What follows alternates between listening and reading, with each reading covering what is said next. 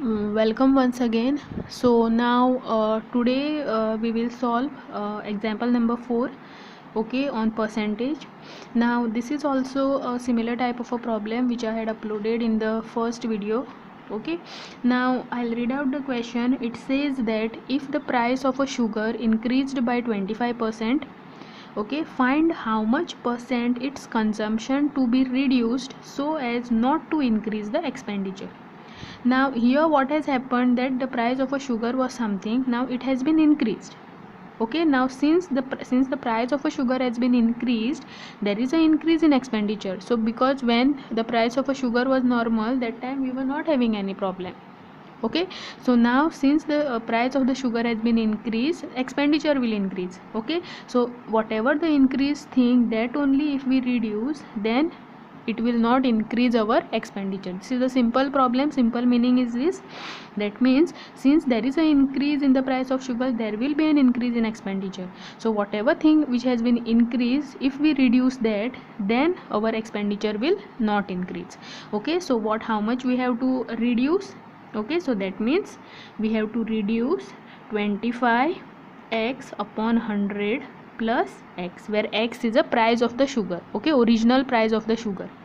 Okay, so the original price of a sugar was, say, x. Okay, now there was an increase in 25%. Okay, that means first I had found out what is the 25% of that price. Okay, and added to the price of a sugar. Okay, so now how much we have to reduce? Whatever is increased, that we have to reduce so as to not to increase the expenditure. So that is 25x upon 100. Now out of what we are talking? Now out of increased thing we are trying to reduce something. Okay, so here the total amount is whatever it has been increased. Okay, so this is whole upon 25x upon 100 plus x into 100. Okay, percent. So now here what will happen? So this will be 25x upon 100. Okay, 25x upon 100, then this will be 25x plus 100x. So this will be 100x upon 100 into 100%. So this 100 and 100 will cancel. So 25x upon 125x, so x will come in common, so that I will cancel out, and directly I am writing this as 25 upon 125 into 100%. Okay, so when you will multiply this 2500 upon 125. Okay, so this will be 5 2s are 10, 5 5s are 25, 5 5s are 25, 0 0. So 5 5s are 25, 5 1s are 5, 0 0. So 5 1s are 5, 5 2s are 10, 20. So this is equal to 20%. Okay, so this problem was very simple. Now in the similar way we are having another problem. Okay, wherein the question is same, only in the place of increase we are having decrease.